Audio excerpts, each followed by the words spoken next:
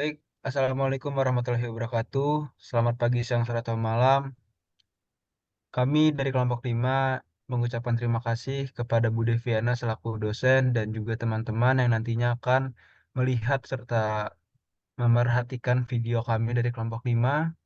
Kita di sini kelompok 5 akan membahas tentang bahan bakar fosil dan juga tentang listrik. Saya Rizky Zikri Taufik dan ada beberapa rekan saya. Saya Raffi Raditya Jayanto. Lalu ada saya Rizky Zikri Taufik.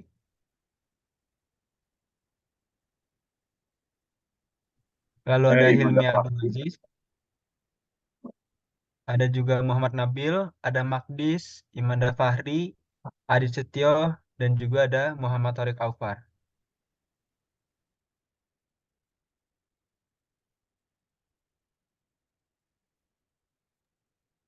Bahan bakar fosil.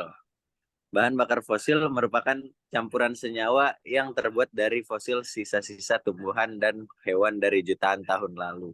Pembentukan bahan bakar fosil ditentukan oleh jenis fosil, jumlah panas, dan besarnya tekanan.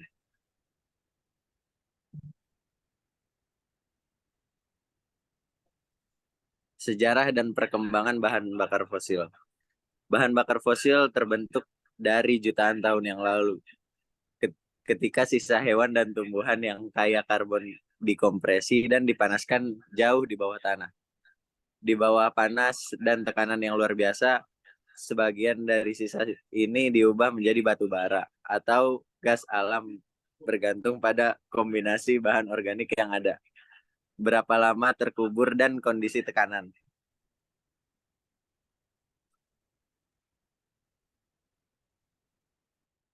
Baik, masih melanjutkan dari sejarah dan perkembangan bahan bakar fosil.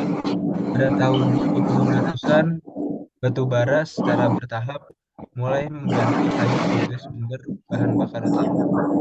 Lalu penggunaan gas alam mulai di Amerika itu pertama kali tercatat di Amerika Utara, tepatnya berdekatan dengan Danau Erie. Lalu pada tahun 1970 mengawali pergerakan bahan bakar fosil setelah ditemukannya mesin uang, minyak tanah, dan juga minyak bumi. Saat ini OPEC sudah membentuk aliansi 10 negara produsen minyak yang memproduksi sekitar 40% minyak tanah dunia. OPEC itu adalah Organization of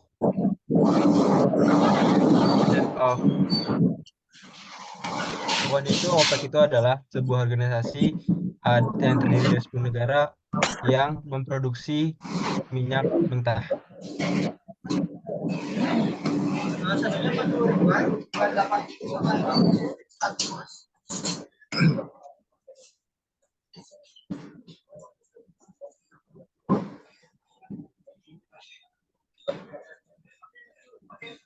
Selanjutnya di sini ada sejarah dari bahan bakar listrik. Pada akhir abad ke-19 dan juga awal abad ke-20, teknologi pembangkit listrik mulai berkembang pesat dengan penemuan generator listrik berbasis magnet dan pembangkit listrik tenaga air. Teknologi baterai telah mengalami kemajuan dengan pengembangan baterai lithium-ion yang menjadi standar dalam aplikasi bahan bakar listrik.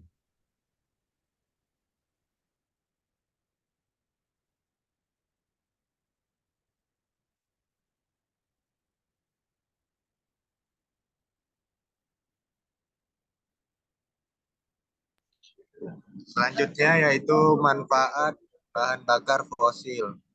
Di sini yang pertama manfaatnya minyak bumi yang sudah diolah dapat menjadi bahan bakar kendaraan.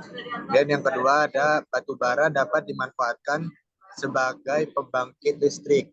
Dan yang ketiga gas alam dapat dimanfaatkan sebagai pengecara sebagai pengecara baja, kaca, produksi cat, dan sebagainya.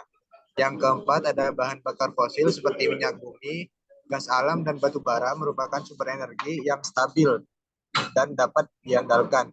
Kemudian manfaat yang terakhir yaitu penggunaan bahan bakar fosil telah mendorong kemajuan teknologi dalam berbagai sektor, termasuk transportasi, industri, dan energi.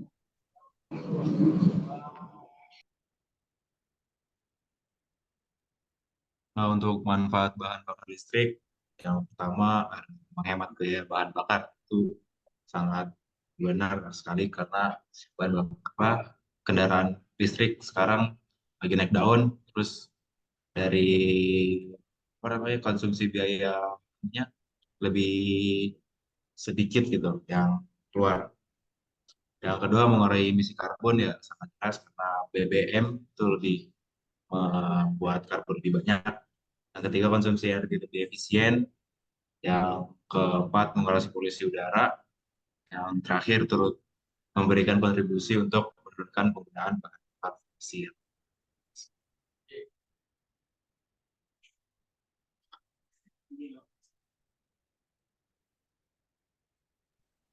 Oke, jadi reaksi kimia yang terlibat dalam teknologi itu di saat bahan bakar fosil dibakar, terjadi reaksi oksidasi antara unsur-unsur penyusun bahan bakar, seperti karbon dan hidrogen.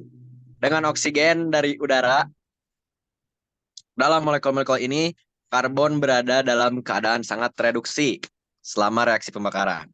Molekul hidrokarbon diubah menjadi karbon dioksida dan air. Selama reaksi kimia, energi diserap ke lingkungan atau reaksi endotermik atau dilepaskan ke lingkungan dan ikatan kimia diputus dan terbentuklah.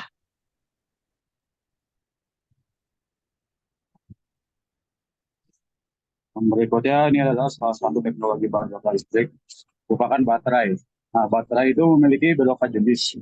Namun reaksi kimia dari pengisian baterai adalah sebagai berikut. PbSO4 plus PbSO4 plus 2H2O menghasilkan PbO2 plus Pb plus 2H2SO4. Oke, selanjutnya ada penemuan terbaru dan pengembangan dari teknologi bahan bakar fosil dan listrik. Yang pertama adalah penemuan dari bahan bakar fosil. Yang pertama adalah teknologi penangkapan dan penyimpanan karbon atau yang biasa disebut oleh CSS. Teknologi ini bertujuan untuk menangkap emisi CO2 dari pembangkit listrik dan industri, kemudian menyimpannya di bawah tanah masih dalam tahap pengembangan. Namun beberapa proyek percontohan telah menunjukkan hasil yang menjanjikan. Yang kedua ada teknologi gasifikasi batu bara. Teknologi ini mengubah batu bara menjadi gas sintetis yang dapat digunakan untuk menghasilkan listrik atau bahan bakar transportasi. Gasifikasi batu bara dapat membantu mengurangi emisi CO2 dibandingkan dengan pembakaran batu bara yang langsung. Yang ketiga ada tracking teknologi, yaitu teknologi ini digunakan untuk mengekstrak gas alam dari serpih batu. Fracking telah meningkatkan pasokan gas alam dari Amerika dan negara lainnya. Namun teknologinya kontroversial karena berpotensi mencemari air dan udara. Yang terakhir ada efisiensi pembakaran, yaitu pengembangan teknologi yang meningkatkan efisiensi pembakaran bahan bakar fosil, seperti turbin gas canggih, dapat mengurangi emisi secara signifikan.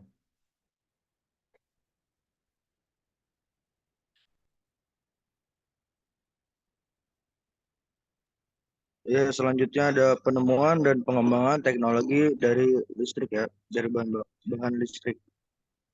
Yang pertama itu ada baterai. Inovasi terus-menerus dalam bidang baterai termasuk pengembangan baterai lithium ion yang lebih efisien dan hemat biaya, serta penelitian tentang baterai berbasis material baru seperti baterai ion sulfur atau baterai padat. Yang kedua, teknologi smart green. Smart green adalah jaringan listrik yang menggunakan teknologi digital untuk meningkatkan efisien dan keandalan expired MOSFET, membantu mengintegrasikan energi terbarukan ke dalam jaringan listrik dan memungkinkan konsumen untuk mengelola penggunaan energi mereka dengan lebih baik. Yang ketiga, teknologi energi terbarukan. Teknologi seperti panel surya, turbin angin, dan energi panas bumi semakin berkembang pesat dan menjadi lebih dapat membantu mengurangi emisi CO2 dan meningkatkan ketahanan energi. Yang terakhir, teknologi kendaraan listrik. Kendaraan listrik semakin populer dan menjadi lebih terjangkau. Kendaraan listrik dapat membantu mengurangi emisi CO2 dan meningkatkan kualitas udara.